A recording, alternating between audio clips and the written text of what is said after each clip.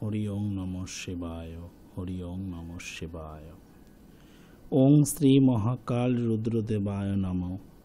ওং শ্রী ভৈরব দেবায় নমঃ। ওং শ্রী মহাকাল রুদ্র মহামৃত্যুঞ্জয় দেবায় নমঃ। হরি ওং নমঃ শিবায়। হরি ওং নমঃ শিবায়। হরি ওং নমঃ শিবায়। ভক্তগণ, শিবকৃষ্ণ গুরুকুল সেবাশ্রমের থেকে তোমাদের সকলের মঙ্গল প্রার্থনা করি। তোমাদের সকলের আরোগ্য প্রার্থনা করি। তোমাদের সকলের সফলতা প্রার্থনা করে সকলে মনকে স্থির করে মনকে শান্ত করে জীবনের সমস্যাগুলো ভগবানের চরণে অর্পণ করে বলো, হরি ওং নমঃ শিবায়। হরি ওং নমঃ শিবায়। হরি ওং নমঃ শিবায়। ভক্তগণ, অনেক চিঠি এসেছে, চিঠির উত্তর দেব। তোমরা কোন ঠিকানাতে চিঠি লিখবে, চিঠি লেখার ঠিকানাগুলো একটুখানি লিখে নাও। শিবকৃষ্ণ গুরুকুল আশ্রমের ঠিকানাটা লিখে নাও। শিবকৃষ্ণ গুরুকুল, বাবা দেবদাস, দোলবাড়ি, শিবকৃষ্ণ গুরুকুল সেবা আশ্রম, Shivakrishna Gurukul Seva Ashram, Dolbari, bus stop Doltala, post plus village Sugandha, post office Sugandha, Chuchura Hooghly. এটি ব্যান্ডেল স্টেশন থেকে 2টি স্টেশন দক্ষিণে বা ডাউনে হাওড়ার দিকে, এবং হাওড়া স্টেশন থেকে 40 মিনিটেরও, ওই 40 থেকে 45 মিনিটের রাস্তা। হাওড়া স্টেশন থেকে বাই ট্রেন 40 থেকে 45 মিনিটের রাস্তা হলো চুচুড়া স্টেশন থেকে তোমাদের আসতে হবে 10 মিনিটের পথ সুগন্ধা দোলতলা এসে যে কাউকে বলবে যে শিবকৃষ্ণ গুরুকুল আশ্রমে যাব, দোলবাড়ি। এই ঠিকানায় তোমরা আসতে পারবে বা চিঠি লিখতে পারবে। যারা দীক্ষা নিতে চাও, দীক্ষার জন্য যোগাযোগ করতে পারবে। আরেকটি ঠিকানা হলো আশ্রমের আরেকটি ঠিকানা হলো শিবকৃষ্ণ গুরুকুল সেবা আশ্রম, বাবা দেবদাস, 130 নেহেরু নগর, পোস্ট অফিস মাহেশ, শ্রীরামপুর, থানা শ্রীরামপুর, জেলা হুগলি, পিনকোড নাম্বার 712202। আরেকটি, এটি চিঠি লেখার, এই দুটোই অ্যাড্রেস কিন্তু চিঠি লেখার। অন্য কোনো ঠিকানায় চিঠি লিখবে না। শিলিগুড়ির ভক্ত, পোর্ট ব্লেয়ার, আন্দামানের ভক্ত, ত্রিপুরার ভক্ত, যারা যেখান থেকে অনুষ্ঠান দেখছো, তোমরা অন্য কোনো ঠিকানায় চিঠি লিখবে না। অন্য ঠিকানাগুলো শুধুমাত্র চেম্বারের ঠিকানা, আলোচনা করার ঠিকানা, ধর্ম সম্বন্ধে বা অ্যাস্ট্রোলজি পরামর্শ নেবার ঠিকানা, সেগুলো কিন্তু চিঠি লেখার ঠিকানা নয়। যেটি নির্বাচিত হয়েছে লিখেছ সঞ্চিতা দাস, তুমি চিঠি লিখছ দেবীতলা, ইছাপুর, উত্তর 24 পরগনা থেকে। মা, তুমি লিখছ, তোমার চিঠিটি তুমি দেখতে পাচ্ছ বাই পোস্ট এটি এসে পৌঁছেছে, তোমরা পোস্টাল স্ট্যাম্পও দেখতে পাচ্ছ। ওং নমঃ শিবায়। পরম পূজনীয় বাবা, আমি আপনার অনুষ্ঠানের নিয়মিত দর্শক। আপনার কথা আলোচনা শুনতে আমার খুবই ভালো লাগে। আমি এর আগে একটি চিঠি দিয়েছিলাম। আপনি আমার চিঠি পড়ে আমার সম্পর্কে যা বলেছিলেন তা সবই মিলে গেছে, আশা করি ভবিষ্যতেও মিলবে। আমি আমার বিয়ের সম্পর্কে জানতে চেয়েছিলাম, এখন আমার বিয়েও হয়ে গেছে। আপনি যা বলেছিলেন সে মতোই হয়েছে। আজ আমি আমার ভাইয়ের সম্পর্কে জানতে চাইছি, যদি দয়া করে বলে দেন চিরকৃতজ্ঞ থাকব। নাম সুপ্রিয় দাস, শুভ জন্ম তারিখ 24শে ডিসেম্বর 1989 সাল, ভোরবেলা 3:05 ইছাপুরে জন্ম। ভোরবেলা 3:05 ইছাপুরে জন্ম। দেখব যে সুপ্রিয়র জন্মকুণ্ডলিতে কি আছে। মা, তুমি প্রশ্ন এখানে লিখেছ, ওর সরকারি চাকরি হবে কি না, হলে কবে হবে। দ্বিতীয় প্রশ্ন লিখেছ, ওর কর্মজীবন ও শিক্ষা কেমন হবে। এবং 3 নম্বর প্রশ্ন লিখেছ, ওর বিয়ে কবে হবে এবং বিবাহিত জীবন কেমন হবে। 4 নম্বর প্রশ্ন লিখেছ, ওর সাথে আমার এবং আমার মায়ের সম্পর্ক কেমন থাকবে। 5 নম্বর প্রশ্ন লিখেছ, ওর শরীর স্বাস্থ্য কেমন যাবে। বাবা, আপনি আমার ভাইয়ের সম্পর্কে এগুলি বলে দিলে আমরা চিন্তামুক্ত হব। আপনি আমার প্রণাম নেবেন। ইতি সঞ্চিতা দাস, দেবীতলা, ইছাপুর, উত্তর 24 পরগনা উত্তর। মা, তুমি চিঠি লিখেছ, সুপ্রিয় শুভ জন্ম তারিখ 24শে ডিসেম্বর 1989। সেদিন ছিল রবিবার, শনিবার পার হয়ে রবিবার ভোরবেলা 3:05 সুপ্রিয়র কলকাতাতে জন্ম। সুপ্রিয়র তুলা রাশি, তুলা লগ্ন, বিশাখা নক্ষত্র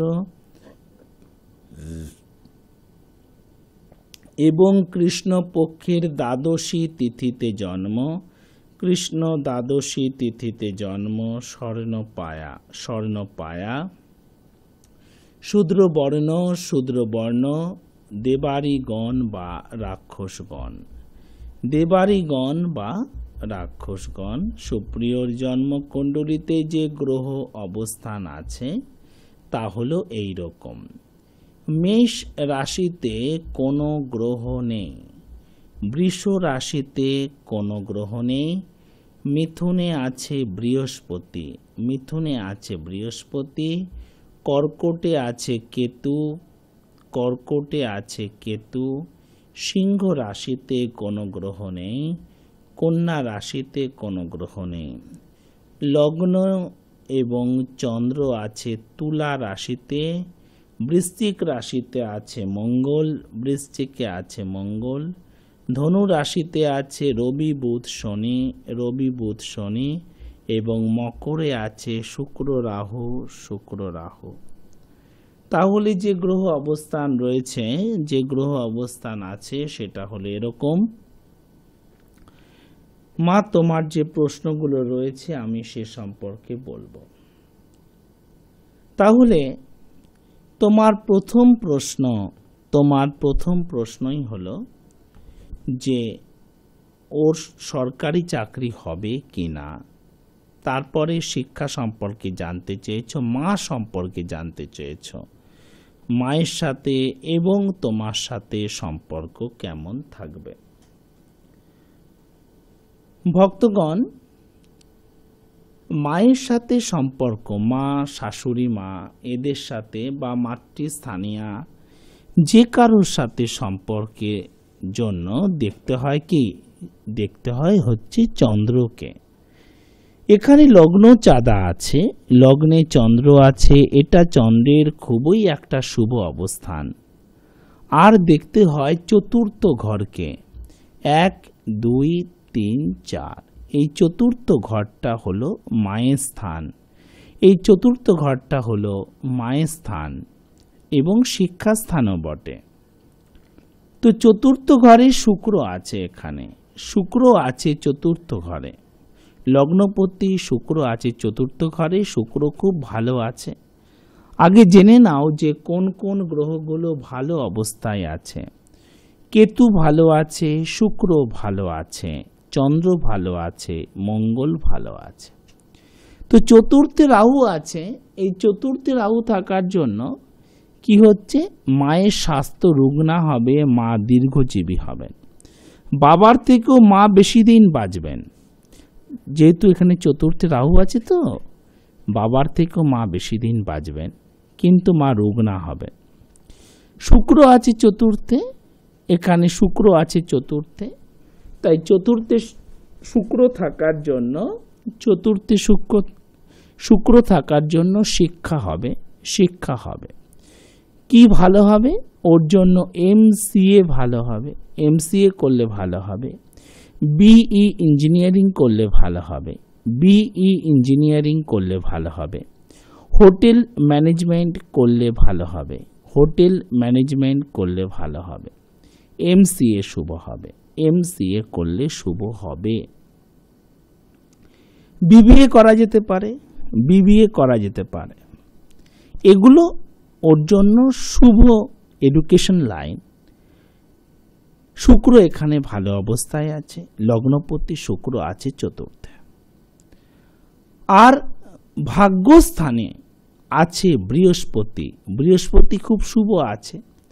বৃহস্পতি শুভ থাকলেও আমি এখানে বৃহস্পতির ওপরে টিক মার্ক দেইনি। তার কি কারণ? বৃহস্পতি শুভ আছে, ভাগ্যস্থানে বৃহস্পতি আছে, অর্থাৎ এর মসৃণ ভাগ্য হবে।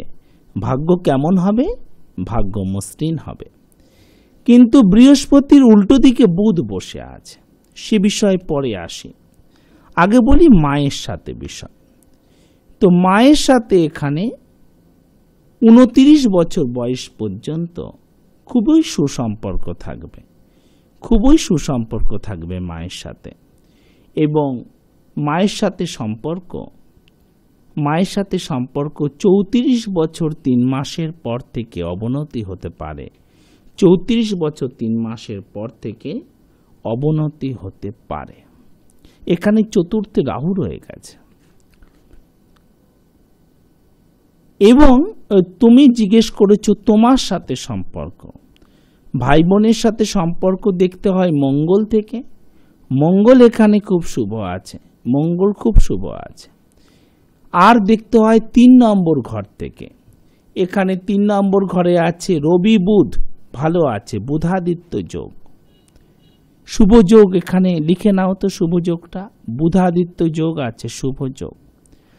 আবার শনি আছে, রবি শনি 20 যোগ। যে কারণে 32 বছর 9 মাসের পর থেকে এই তোমার সাথে দিদির সাথে সম্পর্ক অবনতি হতে পারে। এই তোমার সাথেও সম্পর্কের অবনতি হতে পারে যখন সুপ্রিয়র বয়স হবে 32 বছর 9 মাসের পর থেকে অবনতি হতে পারে। তো মা বা মাতৃস্থানীয় ব্যক্তির সাথে যদি সম্পর্কের অবনতি হয়, বা যদি এমন হয় যে মায়ের আশীর্বাদ থেকে যদি কেউ বঞ্চিত হয়, সেক্ষেত্রে এই যে অশুভ বিষয়, যে চতুর্থে রাহুর যে প্রভাব, রাহুর সমস্ত উপায় প্রতিকারের পরেও দেবী বিশালাক্ষীর সাধনা মানুষকে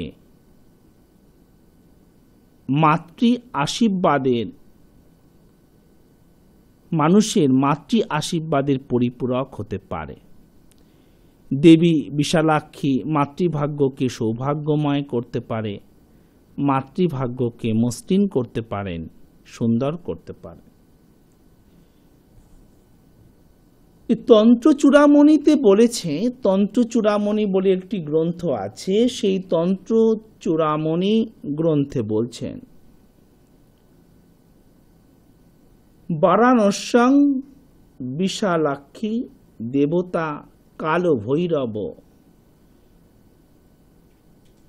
মণিক নৃত্যে বিখ্যাতা কুণ্ডলঞ্চ মমশ্রেতে।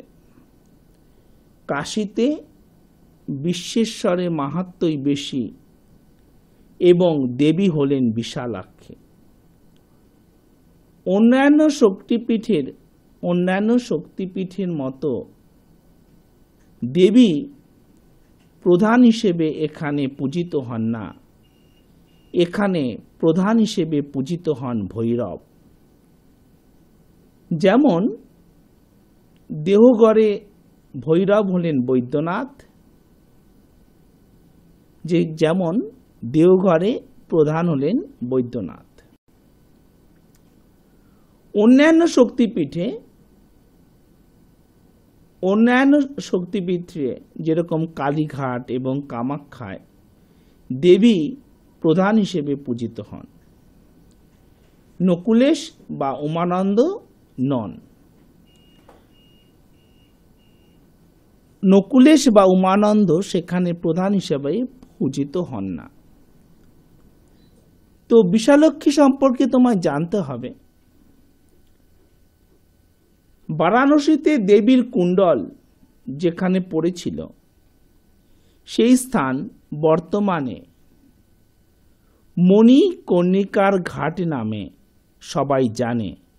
সেই স্থানকে মণিকর্ণিকার ঘাট নামে সবাই জানে বা মণিকর্ণিকার ঘাট বলে সেটি পরিচিত। বিভিন্ন পুরাণে মণিকর্ণিকার নাম গড়ে ওঠার পেছনে ভিন্ন ভিন্ন মতামত রয়েছে, বিভিন্ন ভিন্ন ব্যাখ্যা রয়েছে। যারা তোমরা পুরাণ অভ্যাস করো, যাদের পুরাণ তোমাদের কণ্ঠস্থ, এমন বহু ব্যক্তি আছেন ধর্মস্থানে, কুম্ভের মেলায়, গঙ্গাসাগরের মেলায় এরকম ব্যক্তির সাথে পরিচয় হওয়া খুব স্বাভাবিক। পুরাণ কণ্ঠস্থ, এক শ্লোক অনায়াসে চোখ বুজে বলে দেওয়া যাবে। তো এমন তোমরা অনেকেই আছো যারা তোমরা পুরাণ অভ্যাস করো, যারা তোমরা পুরাণের যাকে বলে A to Z তোমরা জানো। তো বিভিন্ন পুরাণে এই মণিকর্ণিকার ঘাট সম্পর্কে বিভিন্ন রকম ব্যাখ্যা আছে। যেমন শিবপুরাণ অনুযায়ী স্বয়ং বিষ্ণুরই কর্ণকুণ্ডল খসে পড়েছিল। ঘটনাটা কেমন, আমি যদি খুব সংক্ষেপে তোমাদের ঘটনাটা বলি, তাহলে এরকম, বিষ্ণু মহাদেবের নির্দেশ অনুযায়ী ত্রিভুবনে বিচিত্র সৃষ্টির মানুষে গভীর তপস্যায় মগ্ন হলেন। এই ঘোর তপস্যার পরিশ্রমে শরীর থেকে বিচিত্র শ্বেত নির্গত হয়ে তপস্যা স্থানটিকে প্লাবিত করে দেয়। এই ঘোর তপস্যার পরিশ্রমে শরীর থেকে বিভিন্ন শ্বেত নির্গত হয়ে বেরিয়ে তপস্যা স্থানকে প্লাবিত করে দেয়। এই অদ্ভুত প্লাবন দেখে বিস্ময়ে বিষ্ণু মাথা নাড়তেই তার কুণ্ডলটি সেই জলাধারের মধ্যে হারিয়ে যায়। এই অদ্ভুত প্লাবন দেখে, তার শরীর থেকে এই অদ্ভুত প্লাবন দেখে বিষ্ণু মাথা নাড়তেই তার কুণ্ডলটি সেই জলাধারের মধ্যে, সেই জলাশয়ের মধ্যে হারিয়ে যায়। বিভিন্ন রত্ন দ্বারা শোভিত মানে তৈরি উজ্জ্বল কুণ্ডলটি পড়েছিল বলেই সেই স্থানের নাম হলো মণিকর্ণিকা। মণিকর্ণিকা সম্পর্কে সংক্ষিপ্ত যে বিবরণ শিব মহাপুরাণে আছে তা হলো এই রকম। এই মণিকর্ণিকা কথাটি এত গুরুত্ব পাচ্ছে কেন সে সম্পর্কে বলবো। আবার স্কন্দ পুরাণে কি বলেছে? স্কন্দ পুরাণে কাশীখণ্ড, যারা তোমাদের কাছে পুরাণ আছে তোমরা কাশীখণ্ডটি খোলো। স্কন্দ পুরাণে কাশীখণ্ড। অনেকে ভাবছো বাবা আমি তো একটু জানবো, তো ওই মায়ের সাথে সম্পর্ক, একটু সরকারি চাকরি, তার সাথে পুরাণ আবার কেন বাবা? এ পুরাণ তো অনেক পুরনো, এই সমস্ত অত কিছু মাথায় ঢুকবে না। কোনো কিছুকে সমাধান করতে গেলে তার মূলে পৌঁছতে হবে। কোথা থেকে তোমার সমস্যাটা ক্রিয়েট হচ্ছে, তার সলিউশনের কি উপায় আমাদের শাস্ত্রকারগণ বলেছেন, ভক্ত হিসেবে তা জানতে হবে। ভক্ত হিসেবে তা জানতে হবে।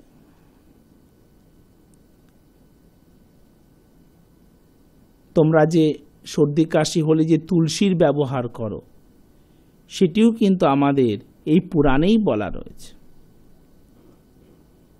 মনুসংহিতা ইত্যাদি যারা পড়েছ, সম্পূর্ণ চিকিৎসা পদ্ধতি, সম্পূর্ণ আয়ুর্বেদ শাস্ত্রই, কিন্তু এই বৈদিক শাস্ত্রের অন্তর্গত। তো মণিকর্ণিকার ঘাটটি জানতে হবে। যদি মা, শাশুড়ি এদের সাথে সম্পর্কের অবনতি হতেই থাকে, এবং যদি জীবনে তোমরা ভাই বোনের সাথে সম্পর্কের উন্নতি চাও, এবং জীবনে যদি তোমরা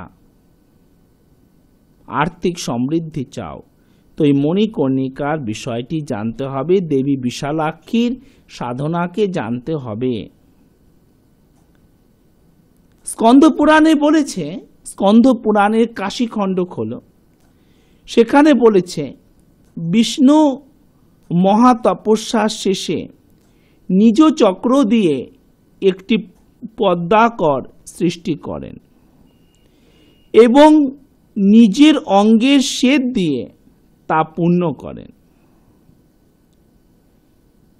বিষ্ণু তো মহাতপস্যার শেষে নিজের চক্র দিয়ে একটি পদ্মাকর সৃষ্টি করেন এবং নিজের অঙ্গের শ্বেত দিয়ে, নিজের শরীরের শ্বেত দিয়ে তা পূর্ণ করেন। এই সময় স্বয়ং মহেশ্বর সেখানে উপস্থিত হয়ে বিষ্ণুর তপস্যায় সন্তুষ্ট হয়ে আনন্দে মাথা নাড়তে থাকেন। তার মাথা নাড়াতেই কর্ণের ভূষণ, কর্ণকুণ্ডলী কান থেকে খসে পড়ে বিষ্ণু নির্মিত জলাধার সৃষ্টি হয়। তখন মহাদেব বিষ্ণুকে বলেন, বিষ্ণু তোমার তপস্যা দেখে মুগ্ধ হয়ে আনন্দে মাথা নাড়তে গিয়েই আমার কর্ণকুণ্ডলটি এই জলাধারের মধ্যে পড়েছে। তুমি চক্র দিয়ে এই হ্রদ নির্মাণ করেছ, সেই হেতু এর নাম হবে চক্র পুষ্করিণী।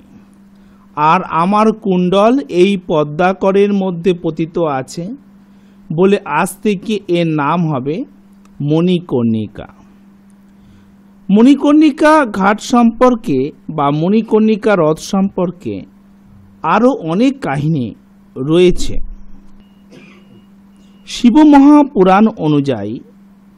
শিবপুরাণ অনুযায়ী যেহেতু কর্ণকুণ্ডল দেবীর দেহের অংশ নয়, সেই হেতু এটি উপপীঠ এবং পীঠ দেবী হলেন অন্নপূর্ণা, আর ভৈরব হলেন বাবা বিশ্বনাথ। এবং এখানে দেবীর বাম আঙুল পড়েছিল বলে শাস্ত্রে মানা হয়। আদ্যাস্তোত্রেও আছে এই লাইনটি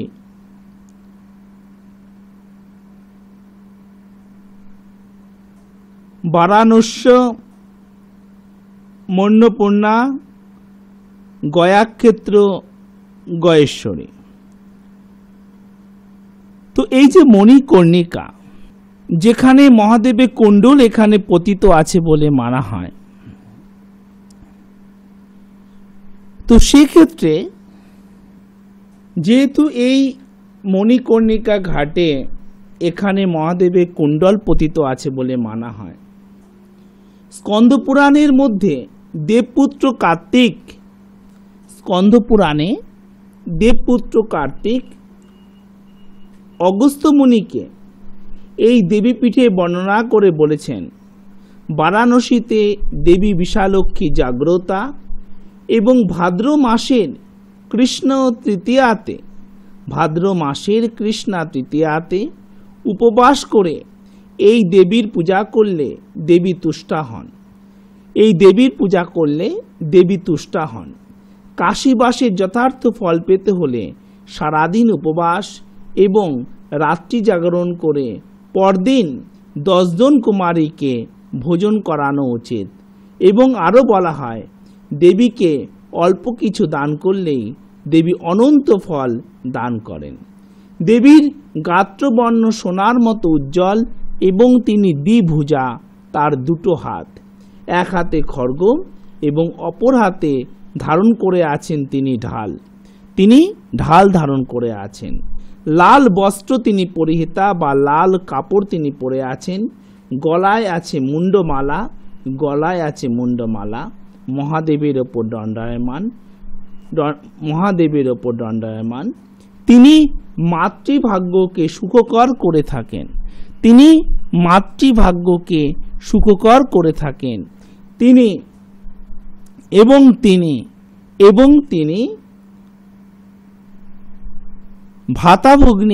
ভাতাভগ্নির সাথে মিত্রতা স্থাপন করিয়ে থাকেন।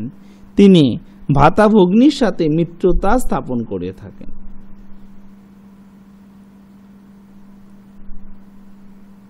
তো এক্ষেত্রে এই ছকের মধ্যে যেটা মূল বিষয়টা দেখা যাচ্ছে, সরকারি চাকরি ইত্যাদি আমি বলবো এর পর দিন। মূল যেটা বিষয় দেখা যাচ্ছে সেটা হচ্ছে একটা বয়সের পর, 33 বছর বয়সের পর মায়ের সাথে সম্পর্কের অভূতপূর্ব অবনতি হতে পারে। একটা খারাপ বা একটা উত্তেজনামূলক সম্পর্ক সৃষ্টি হতে পারে এবং সাথে দিদির সাথেও। তো সেক্ষেত্রে এই যে দেবীর এই যে তিথি, এই তিথিতে পূজা পাঠ এবং তার পূজা যদি জলপদ্ম দিয়ে যদি তার পূজা করা হয়, তাহলে দেবী অত্যন্ত সন্তুষ্ট হন বা দেবী সন্তুষ্ট হন। ভগবান সর্ব অবস্থাতেই আমাদের প্রতি সন্তুষ্ট, আমাদের ভুলের জন্যই তিনি অসন্তুষ্ট হন। অর্থাৎ দেবীকে যদি আমরা জলপদ্ম দিয়ে সাধনা করতে পারি, তাহলে আমাদের সাধনটা সহজ হতে পারে, আমাদের সাধনটা জলের মতো সহজ এবং সরল হতে পারে। আমি এর পরদিন সুপ্রিয় সম্পর্কে সমস্ত কিছু বলবো এবং মা তোমরা সেগুলোকে শুনে নেবে। আর যারা তোমরা চিঠি লিখবে, কোন ঠিকানায় লিখবে তোমাদেরকে বলে দিলাম। আমি সুপ্রিয় শুভ তারিখ, শুভ চিহ্ন, শুভ রং সেগুলোও বলবো। আগামী গুরু পূর্ণিমাতে তোমাদের সকলকে আশ্রমে আমন্ত্রণ থাকলো, আশ্রমে নিমন্ত্রণ থাকলো। তোমরা সকাল থেকেই আসতে পারবে, সকাল 8টা থেকে রাত 8টা পর্যন্ত। গুরু পূর্ণিমার দিন আশ্রমে, চুচুড়া আশ্রমে অনুষ্ঠান পালন হবে। বিভিন্ন ধর্মগ্রন্থের বিশ্লেষণ, আলোচনা, প্রবচন, দীক্ষাদান, পূজা পাঠ ইত্যাদি হবে। তোমরা অবশ্যই আসতে পারবে।